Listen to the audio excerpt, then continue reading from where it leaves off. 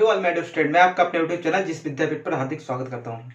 My dear student, आप सभी अच्छे होंगे, आपकी स्टडी भी बहुत अच्छी चल रही होगी। देखिए, अपने लोग प्रस्तावना पर बात कर रहे थे और प्रस्तावना में जो शासन का स्वरूप है, ठीक है ना, नेचर ऑफ गवर्नेंस है, जो सत्ता का स्वरूप है, उसको अपने लोग पढ़ रहे थे और उस पर अपने लोगों ने संप्रभुत्व संपन्न को समझा था, सॉवरेन को समझा था और समाजवादी सोशलिस्ट को समझा था। आज अपने लोग उसी कड़ी में आगे बढ़ते हुए आज पंथ निरपेक्षता यानी कि सेकुलरिज्म को समझते हैं, ठीक है ना। देखो, पंथ निरपेक्ष एक बहुत बड़ा टॉपिक है और पंथ निरपेक्ष को अपने लोग थोड़ा ठीक से समझेंगे और इसमें एक डिबेट भी आती है कि इंग्लिश जो संविधान का इंग्लिश वर्जन है उसमें तो प्रेम्बल, उसमें तो सेकुलर लिखा है और सेकुलर का मतलब धर्मनिरपेक्ष भी होता है और पंथ निरपेक्ष भी होता है, ठीक है ना। लेकिन हमारा जो हिंदी वर्जन है वहां पर पंथ निरपेक्ष लिखा है, ना कि धर्मनिरपेक्ष लिखा है, ठीक है। इसको भी समझेंगे। फिलहाल तो सबसे पहले शुरू करते हैं अपने लोग सेकुलर, पंथ निरपेक्ष।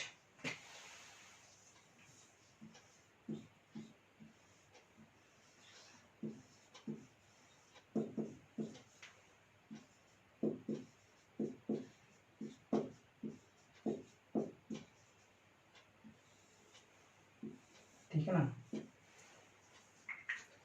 देखो, मैं इसको पहले लिखाता हूं। देखिए देखिए, पंथ निरपेक्ष से तात्पर्य एक ऐसे देश से है, पंथ निरपेक्ष से तात्पर्य एक ऐसे देश से है, पंथ निरपेक्ष से तात्पर्य एक ऐसे देश से है जिसका कोई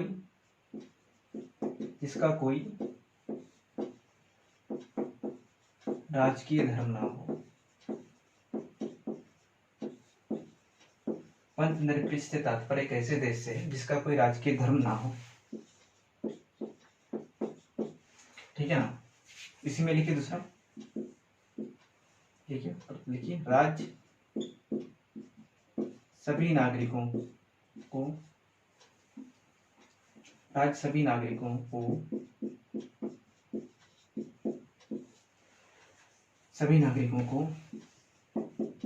धार्मिक आधार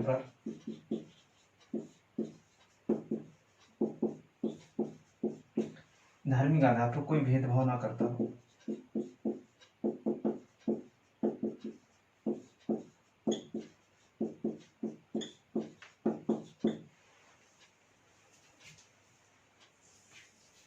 लिखिए कोई भेदभाव न करता हो। फिर लिखिए सभी नागरिक चाहे वो किसी भी धर्म के अनुयायी हो,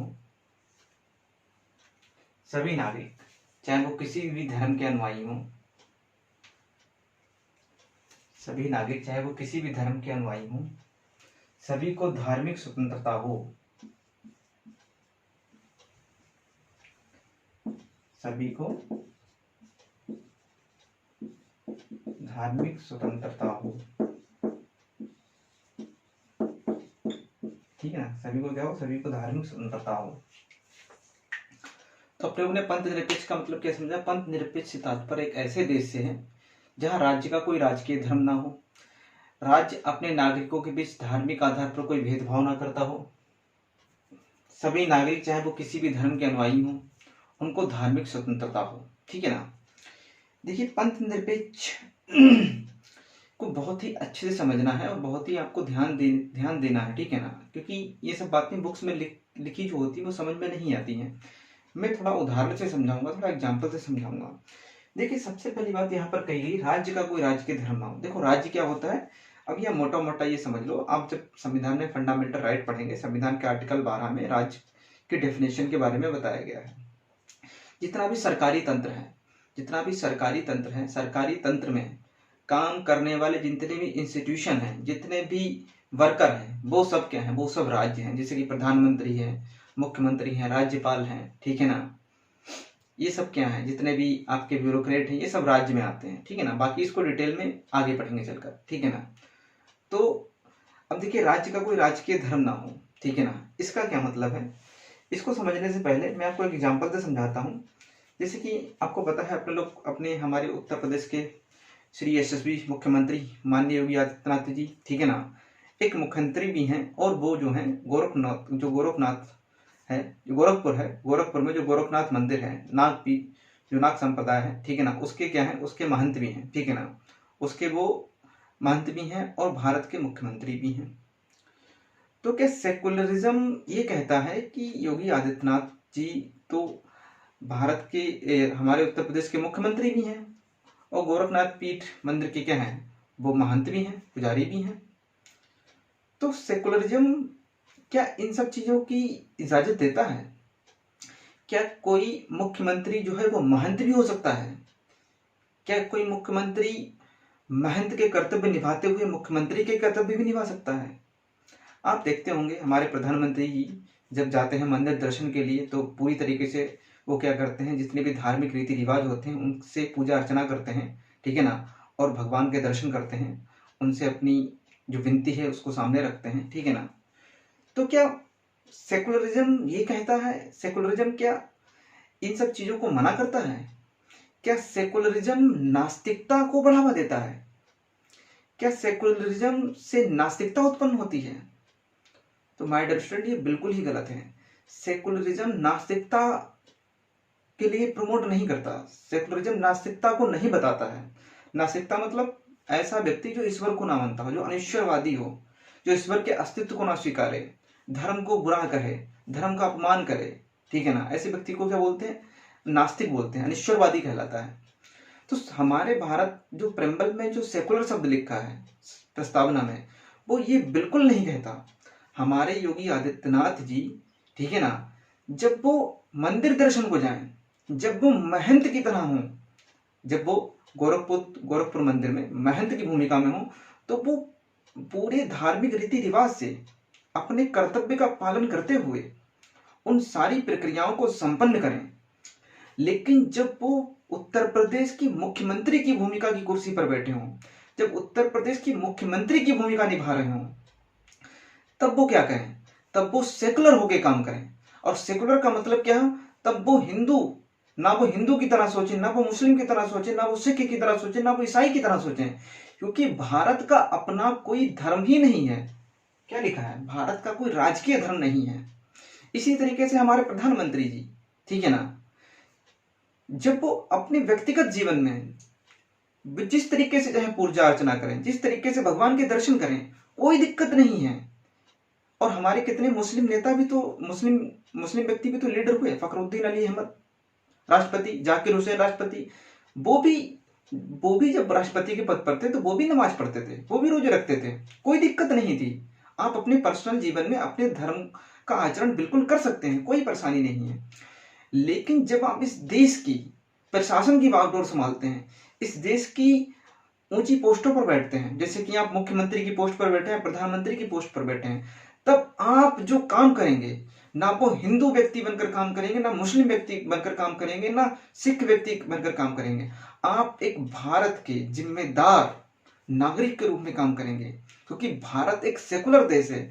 जब आप इसके लिए नीतियां बनाएंगे भारत के लिए, योगी आदित्यनाथ जी जब उत्तर प्रदेश के लिए नीतियां बनाएंगे, तो वो नीतियां किसी धर्म विशेष को ध्यान में रखकर नहीं बनाएंगे, क्योंकि भारत का कोई अपना धर्म ही नहीं है। वो नीतियां भारत के सभी नागरिकों के लिए होंगी, ना कि किसी एक विशेष धर्म के लिए होंगी। तो हमारा प्रस्तावना का जो सेकुलरिज्म है, जो पंथ निरपेक्ष है, पंथ निरपेक्षता है, वो यही कहती है। आई थिंक आपको समझ में आया होगा। आप अपने व्यक्तिगत जीवन में जिस तरीके से चाहे उस तरीके से अपने धार्मिक रीति रिवाजों का आप पालन करें, लेकिन जब आप देश के लिए निर्णय लें, देश के लिए पॉलिसी मेकिंग का काम करें, उस वक्त आप सेकुलर होकर काम करें, क्योंकि भारत में सेकुलरिज्म है। भारत का अपना कोई धर्म नहीं है, भारत के लिए सभी धर्म समान हैं। आई थिंक आपको पहली लाइन का मतलब समझ में आ गया होगा। अब देखो, सभी नागरिकों को धार्मिक आधार पर कोई भेदभाव ना किया जाए। यानी कि जब यूपी पुलिस की भर्ती निकले, जब पीसीएस का नोटिफिकेशन आए, जब पीसीएस की भर्ती हो, जब एसआई की भर्ती हो, जब लेखपाल की भर्ती हो, तो वहां पर यह नहीं होना चाहिए, वहां पर यह कभी ना हो कि ये पद इस धर्म के लिए रिजर्व है, ये पद इस धर्म के लिए रिजर्व है। ऐसा बिल्कुल नहीं होता है हमारे यहाँ। हमारे यहाँ धार्मिक आधार पर किसी भी प्रकार का कोई भेदभाव नहीं होता है। भेदभाव किसके आधार पर हो सकता है? भेदभाव जेंडर के बेस पर हो सकता है, भेदभाव रेजिडेंस के बेस पर हो सकता है, भेदभाव परिस्थिति के अनुसार हो सकता है, लेकिन रिलीजन के आधार पर हमारे यहाँ कोई भेदभाव नहीं होता है। ये दूसरा मतलब है पंथ निरपेक्षता का। तीसरी बात क्या कहता है? सभी नागरिकों को, चाहे वो किसी भी धर्म के अनुयायी हों, वो अपने धर्म का क्या, अपने उनको सभी को क्या होगी, धार्मिक स्वतंत्रता होगी। धार्मिक स्वतंत्रता से तात्पर्य यहाँ पर यह है कि हर एक व्यक्ति अपने धर्म के अनुसार आचरण करने की स्वतंत्रता है।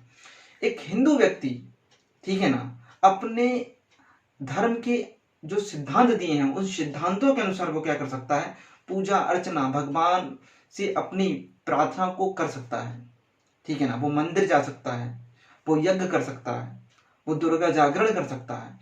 एक मुस्लिम व्यक्ति नमाज पढ़ सकता है, रोजा रख सकता है, हज जा सकता है। तो इस तरीके से सभी भारत में रहने वाले सभी धर्म के नागरिक, सभी धर्म के लोगों को अपनी धार्मिक आचरण करने की स्वतंत्रता है। ये पूरा पंथ निरपेक्षता का कॉन्सेप्ट है। तो पहला मैंने क्या बताया, भारत का कोई राजकीय धर्म नहीं है। राजकीय धर्म का मतलब यही है कि योगी आदित्यनाथ जी, ठीक है ना, जब गोरखपुर मंदिर के महंत के रूप में काम करेंगे तो वो केवल महंत के रूप में काम करेंगे, तो एज ए मुख्यमंत्री काम नहीं करेंगे। जब वो एज ए मुख्यमंत्री काम करेंगे तो उनका कोई अपना धर्म नहीं होगा, क्योंकि भारत का अपना कोई धर्म नहीं है, ठीक है ना। अगर वो हज हाउस को पेंट कराते हैं तो अमरनाथ हाउस को भी पेंट कराएं। अगर वो किसी हिंदू स्कूल को चंदा देते हैं तो मुस्लिम स्कूल को भी चंदा दें। अगर वो मदरसों को चंदा देते हैं तो वो गुरुकुल को भी चंदा दें। तो यही धर्म निरपेक्षता, पंथ निरपेक्षता कहती है कि भारत का अपना कोई धर्म नहीं है। और जब भारत का अपना कोई धर्म नहीं है तो भारत की जो, इस भारत में जो संवैधानिक पोस्ट हैं उन पोस्ट पर बैठा हुआ कोई भी व्यक्ति, उसका भी अपना कोई धर्म नहीं है, जब वो भारत सरकार के लिए काम कर रहा है। जैसे कि आपका जिला अधिकारी, जिला अधिकारी अपने व्यक्तिगत जीवन में चाहे जैसे प्रार्थना करे, चाहे वो पूरे 8 घंटे दंडवत रहे भगवान के सामने या अल्लाह के सामने 8 घंटे सजदे में पड़ा रहे, कोई फर्क नहीं पड़ता, किसी भी तरीके से अपने धार्मिक आचरण को वो फॉलो करे। लेकिन जब एक जिला अधिकारी जब प्रशासन की बागडोर संभालेगा, जब वो जिलाधिकारी की पोस्ट पर बैठेगा, जब वो उस कुर्सी पर बैठेगा, तो उसका अपना कोई धर्म नहीं होगा। वो बिल्कुल सेकुलर होकर काम करेगा भारत के लिए, ताकि भारत में सभी धर्मों को बढ़ावा मिले, ताकि भारत विकास की ओर जाए, ठीक है। अब देखिए यहां से प्री में क्वेश्चन कैसे आएगा, ठीक है ना। इसको मान लेते हैं ए, इसको मान लेते हैं बी, इसको मान लेते हैं सी और डी बोलते हैं सभी। आपसे पूछ सकते हैं पंथ निरपेक्षता से क्या तात्पर्य है, पंथ निरपेक्षता से क्या तात्पर्य है, ठीक है ना। एक, जिसका कोई राजकीय धर्म ना हो, राज्य सभी नागरिकों को धार्मिक आधार पर कोई भेदभाव ना करे, राज्य सभी नागरिकों के बीच, ठीक है ना, धार्मिक आधार पर कोई भेदभाव ना करता हो, सभी नागरिकों को धार्मिक स्वतंत्रता हो, ठीक है ना। ए भी ऑप्शन में है, बी भी ऑप्शन में है, सी भी ऑप्शन में है, डी में लिखा है सभी। तो ऐसी कंडीशन में आप आंसर क्या करेंगे, सभी, ठीक है ना। लेकिन एग्जामिनर आपके माइंड से खेलेगा। अगर आपने बहुत अच्छे से नहीं पढ़ा है, सब्जेक्ट को समझा नहीं है, टॉपिक को समझा नहीं है, तब देखिए क्या होगा। अगर वो यहां पर लिख दे, यहाँ पे लिख दे नन। अब देखो ये तो आंसर नहीं, पंथ निरपेक्षता से क्या तात्पर्य है, ऐसा तो है ही नहीं, में से कोई नहीं है। अब आपको ऐसा आंसर देखना है जो इन तीनों में सबसे ज्यादा सुटेबल हो, जो ऐसा आंसर हो जिसके अंतर्गत ये सारी चीजें आ जाएं। तो ऐसी कंडीशन में आंसर किसको करेंगे, ए करेंगे।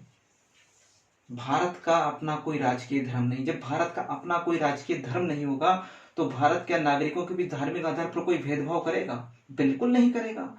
और भारत के प्रत्येक नागरिक को धार्मिक स्वतंत्रता तो होगी ही होगी। भारत का जब कोई राजकीय धर्म नहीं होगा तो ये बात और ये दोनों तो इसमें अंतर्निहित हैं। तो आंसर क्या हो जाएगा, ए हो जाएगा। इस तरीके से आपके एग्जाम से आपके माइंड से खेल सकता है एग्जामिनर। इसीलिए इन सब चीजों को बहुत धैर्य से, बहुत ध्यान से आपको पढ़ना है, समझना है, बार बार सुनना है, ठीक है ना। तो ये आपका पंथ निरपेक्षता का सिद्धांत हो गया, कॉन्सेप्ट हो गया। अब देखिए इसमें एक डिबेट है, पंथ निरपेक्षता और धर्म निरपेक्षता में अंतर क्या है, ठीक है ना। वैसे तो इसको बहुत से टीचर इग्नोर कर देते हैं, छोड़ देते हैं। आप उनसे पूछते हैं तो वो सभी मोस्टली लोग यही कह देते हैं कि एक ही चीज है। लेकिन एक चीज होती है, तो फिर हमने पंथ निरपेक्ष की जगह धर्म निरपेक्ष शब्द क्यों नहीं लिखा प्रस्तावना में। हम धर्मनिरपेक्ष भी तो लिख सकते थे, जबकि संविधान में आप आगे पढ़ेंगे तो आपको धर्मनिरपेक्ष शब्द ही मोस्टली जगह लिखा मिलेगा। जैसे कि आप फंडामेंटल राइट में जाएंगे, वहां भी धर्मनिरपेक्ष शब्द का उल्लेख मिलेगा, लेकिन यहां पर आपको नहीं मिलेगा। क्यों नहीं मिलेगा, ऐसा क्यों हुआ, इन सब मुद्दों पर बात करेंगे, ठीक है ना, क्योंकि ये थोड़ा बड़ा मुद्दा है, इसमें अपने लोगों ने काफी लंबी चर्चा करनी पड़ेगी। तो ये अगले वीडियो में अपने लोग बात कर लेते हैं, ठीक है ना। आज इतना ही रखते हैं, मिलते हैं आपसे नेक्स्ट वीडियो में। अपना ख्याल रखिए, अच्छे से पढ़ाई कीजिए। Okay, take care, bye.